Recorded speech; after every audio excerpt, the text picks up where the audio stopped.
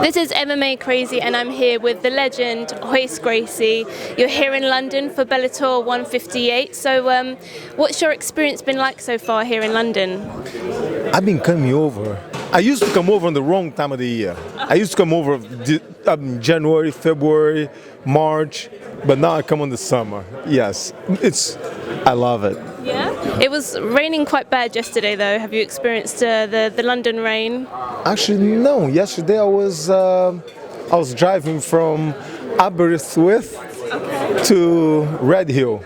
Oh, wow. So I was teaching, and so I kind of missed the rain. Okay, so you've been teaching while you're here as well? Yes, for a couple of days. I mean, this is my third time this year coming to London. To England. Okay, so what fights are you most looking forward to seeing on Saturday? I don't know about fighting, but I'm looking forward to see MVP dance. I told him already, man, I can't wait to watch you dance. If a fight happens, awesome. And obviously, a veteran yourself. Obviously, we saw you in your last fight with Ken Shamrock. Is there any urge to maybe get back in there again? There's a lot of people talking. A lot of people want a piece of me. Let them decide. The promoter, Scott Coker, will decide if it's worth it, what happens. But I'm looking forward to see Douglas Lima and Paul Daly. That's going to be a fight. Paul Daly always comes in to fight, and MVP always put up a very good show. Guy's unbelievable, like he was saying. It's very hard to imitate his style.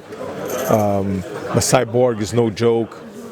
He's a fighter, so he comes to fight too. So it's going to be a very good show.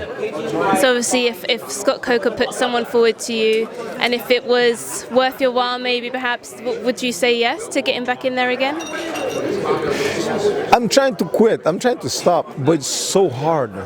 It's so hard. Once you're a fighter, man, it's so hard to stop. I've been trying to stop, but they keep bringing me back in. And what was that experience like, obviously getting that win against Ken Shamrock in your last fight? It was, I felt right at home. From the moment that we signed, the moment that they said, okay, it's on, okay, it's the whole mind switch, the whole thinking, the stop with the traveling, stop with the teaching. So I'm at home.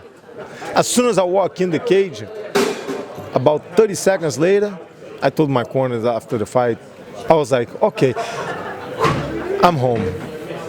I'm here. Obviously, there's been a lot of MMA recently, and obviously this Saturday it's going to be broadcast on Channel 5 here in the UK, which is quite a big deal because it means that it opens up to a lot of new MMA fans. So obviously with the growth of MMA, how important do you think it is that Bellator comes to places like London and the UK and different areas, and then is broadcasted and opens up to a bigger audience? A lot of people still think, oh, this is violence, but it's not. It's a question of educating the crowd. They are martial artists, all of them. They train for this. The doctors are there, the referees are there, the fighters, the cornermen can stop the fight. So there's a lot of people involved taking care of the fighters. And they train for this. They are martial artists. So it's a question of understanding. It's a sport.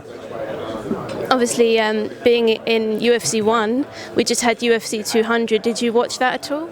Yes, I did. I watched, but I was in Portugal. I was in Spain when I watched it. Yes. What did you think? It's growing all over the world. It's growing all over the world. It's a new business. There is all new TV shows presenting the fighters, and there is all it's a whole business. Such a big business right now. It's unbelievable how much this grows. It started for my family as a quest to find out which style is the best. That's how it started. And so a lot of people thought in the beginning the Gracies are arrogant. They're trying to beat up the other martial artist people, the other styles, prove that they're no good. No, it's because everybody says they're good. The only way to find out is to take all the rules out, put them in a ring or in a cage, and find out no rules, no time limit, no weight division, which style is the best. So today, I mean, a show like Bellator is helping the fighters continue their quest. Like all of them want to find out, hey, I think I'm the best, he thinks he's the best, let's get in the cage and find out. How crazy is that, though? Obviously, coming from your background, the Gracie family, and then looking at, UFC 200, how far it's come, and especially with the UFC sale. Obviously, they sold UFC recently for $4 billion. I mean, when you look at that, I mean, how does that? What do you feel? What do you feel when you see something like that? I don't look as a business. It's a passion for me. I don't teach because I don't consider teaching business, teaching martial art. I love to teach. I love to travel, see the world, teaching people how to get confidence, how to somebody that's getting bullied be able to stand up for themselves. So what do you think we can expect then, obviously having new owners of the UFC? Do you think they can bring something new into the business, or do you think that anything should change, if anything? I have no idea about business. I'm a fighter. I can teach, yes. And obviously in the news, Jon Jones, obviously he was supposed to be on that card headlining, and he had to obviously withdraw from that. What did you think of the news, obviously with him testing positive for a banned substance? I haven't talked to Jon Jones yet, but I thought I talked to him about maybe February. I saw him in February, so we talked a little bit, and he said, "Man, I'm clean up. I got my life back in control." He sound good. I was actually surprised that happened. Do you think that taints his legacy at all, or do you think people are going to view him in a different light because of this? Of course, it damages his. I mean, after getting caught, getting in trouble in the first time and first few times, and then now a second time around. Yes, but there's only one way that he can fix this: is cleaning up. What do you think is next? Do you think he gets the 2-year ban, and what do you think happens then after that? It's so hard after 2 years out of this game to come back, and unless if you have a lot of passion. I stay out trying to retire for 7 years, 8 years without fighting, just teaching.